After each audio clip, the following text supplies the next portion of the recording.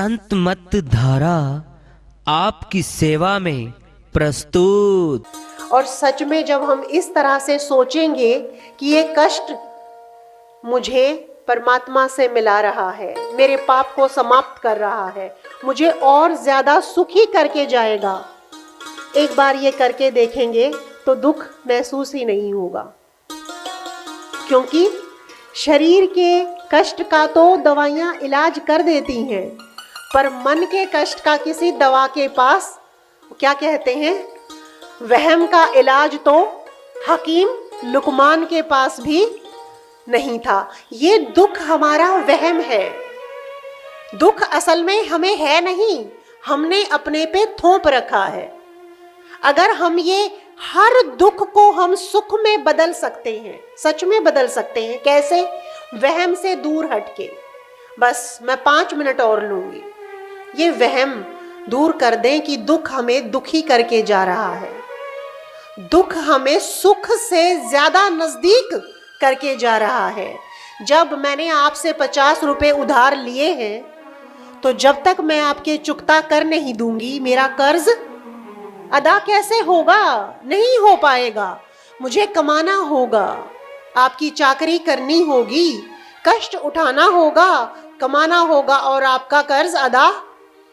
तो जब वो 50 रुपए का दुख हमारे शरीर को भोगने को मिले, तो ये याद करें, ये कर्ज उतर रहा है, खत्म हो जाएगा। ऐसा कोई धरती पे कर्ज नहीं है जो कभी ना उतरे। एक मालिक का कर्ज है जो चुकाया नहीं चुक सकता है, जिसे चुकाने की सोच गलत है, दुखदाई है। सदगुरु का कर्ज है जिसे चुकाने की सोच गलत है। माता पिता का कर्ज है जो चुकाया चुक नहीं सकता है। कुछ कर्ज हैं ऐसे जो चुकाने से चुक नहीं सकते हैं, उनके साथ रहना सुख है। उस कर्ज के सानिध्य में रहना सुख देके जाता है। माँ बाप की गोद में बच्चा सेफ होता है, सदगुरु साहेब की गोद में सच मानिए हम सेफ हैं। सबको सेफ्टी चाहिए, सच में इंश्योरेंस चाहिए। हम लाइफ इंश्योरेंस क्यों करवाते हैं? सदगुरु साहिब हमारा लाइफ इंश्योरेंस है। हमने उनके चरणों में आके अपनी लाइफ इंश्योर की है कि हम तो कुछ नहीं जानते, आप जानिए। हमने तो सब कुछ आपको सौंप दिया है। कष्ट देंगे तो मेरा कर्ज उतर, कैसे सौंपेंगे? इस नई सोच से हैप्पी न्यू ईयर करेंगे हम, इस नई सोच से कि कष्ट मिला है साहेब, आप खड़े हो मेरे सर पे, मेरे साथ खड़े हो और सूली को सूल बना के, सूली का कष्ट कितना हो जाता, बहुत हो जाता, सूली तोड़ देता कोई, हमें मौत हो जाती। एक कांटा चुभा, ये याद आए हर कष्ट से कि सूली नहीं सूल बन गया है। सदगुरु साहिब खड़े हैं, मैं गोद में हूं उनकी। और जब कोई संतान अपने पिता की गोद में होती है, उससे ज्यादा सेफ वो कहीं भी नहीं हो सकती है। हम सदगुरु साहिब की गोद में हैं, और गोद में थोड़ा बहुत बच्चा रो लेता है, थोड़ा बहुत कष्ट आ भी जाता है, संभालते हैं वो हमें। ये सोच बना ले कि सूल को सहकर सूल खत्म भी हो जाएगी, दुख को सह लूंगा अगर सुख के साथ। देखिए, दुख तो सहना ही है, शरीर का कष्ट तो आएगा, प्रारब्ध में है, पर दुखी होके सहने से क्या मिलेगा? और ज्यादा पाप कर्म बढ़ जाएगा। किसी को कोसने से क्या मिलेगा? किसी पे दोष लगाने से क्या मिलेगा? किसी ने भी कोई ना काहू सुख दुख का दाता, निज कृत कर्म भोग सब भ्राता। इस संसार में हमें किसी ने कष्ट दिया नहीं है, तो हम क्यों कलप रहे हैं, क्यों दुखी हैं? वो दुख, वो कल्पना वहम है, सच में तो वो सुख है। दुख की आड़ में वो क्या है? सुख है, हमें दुख से दूर करता जा रहा है। सूली की साहिब ने सूल बना दी, और सूल को सह के खुशी से कि सूल समाप्त हो जाएगी, दर्द भी धीरे धीरे जाता रहेगा। मन तो सुखी हो गया ना, शरीर जब कष्ट में हो, अगर मन को सुखी कर लेंगे तो आगे कर्म नहीं बनेंगे, आगे पाप कर्म नहीं बनेंगे और हम सुखी हो जाएंगे। पुरानी सोच सत्संग में आने से समाप्त हो जाती है। इसीलिए कहा है सत्संग बहुत जरूरी होता है। हमें सब कुछ संसार से मिल जाएगा, पर दुख को दूर करने का तरीका, उसकी दवा हमें साहिब के वचनों से ही प्राप्त होगी। हमारी सोच बदलने की, जो हमें लगातार दुखी करने वाली जो हमारी बुरी सोच है, अगर हम वो बदल डालेंगे तो हमें संसार में कोई दुख कर ही नहीं सकता है। तो सुख असल में दुख की तरफ लेके जाता है। सुख को कभी भी फैल कर भोगना नहीं चाहिए। सुख को भोगने का क्या तरीका है, उसे शुक्राने के साथ भोगना चाहिए। सुख हमारे पुण्य कर्मों को नष्ट करके जा रहा है, दुख की तरफ देकर जा रहा है। कब? जब हमारे सुख में शुक्राना न हो, जब हमारे सुख में सद्गुरु साहिब का साथ ना हो, संसार का सुख कभी सुखी कर नहीं पाएगा। कितना भी देख लो, धनवान कितने सुखी हैं। क्या 200 करोड़ वाला सुखी है? क्या 2000 करोड़ वाला सुखी है? पूछ के देखिए। या तो मन से दुखी मिलेगा या तन से दुखी।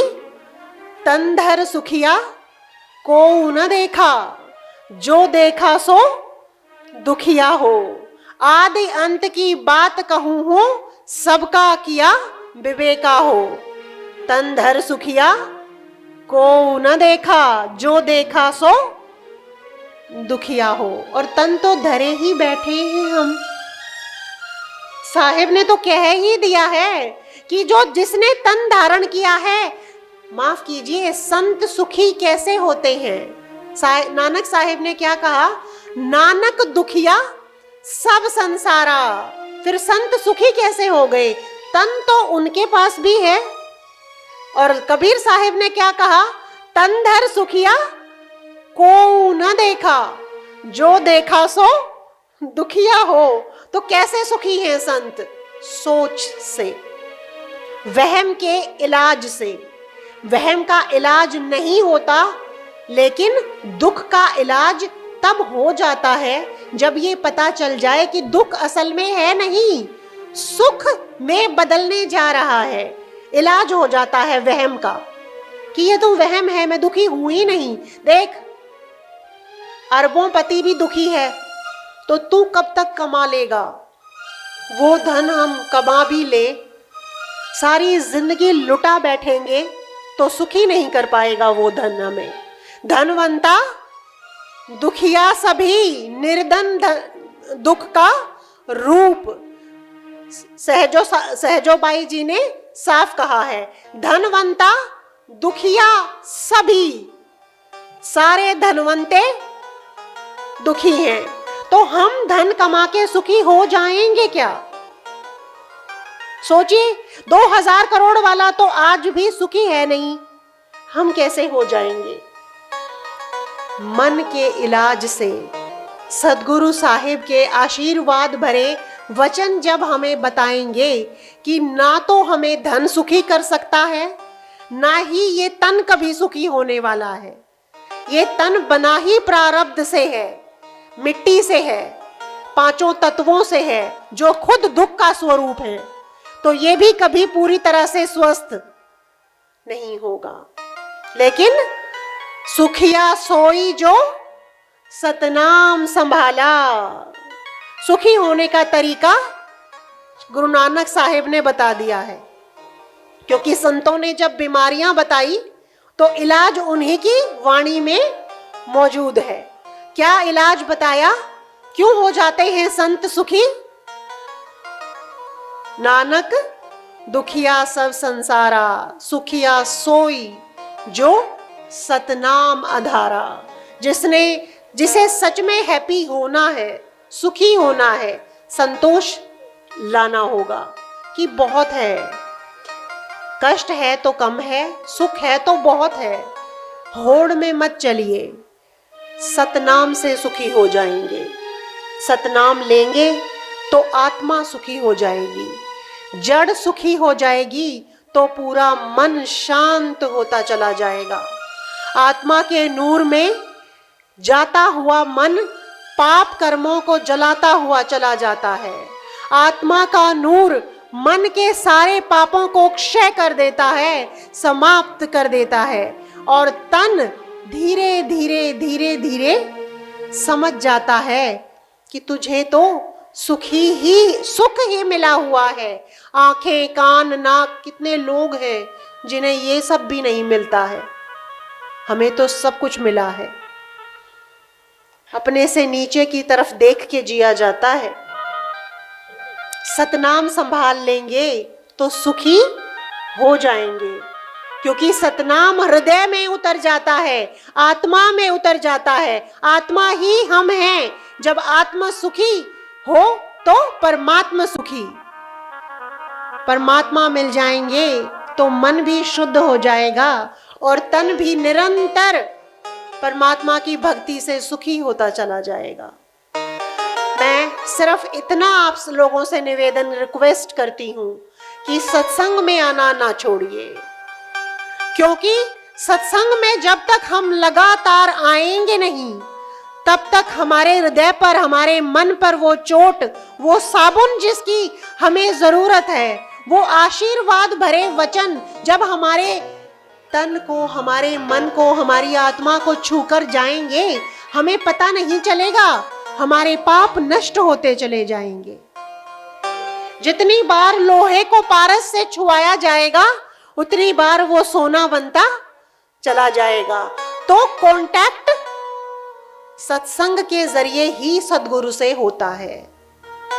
तो सत्संग में जितना आ सके, दर्शन जितने पा सके, उतना ज्यादा हम सुख के स्वरूप होते चले जाएंगे, क्योंकि संतोष धन ही सच्चा सुख है। प्रेम से बोलिए श्री सद्गुरु साहिब की जय हो। प्रेम से बोलिए।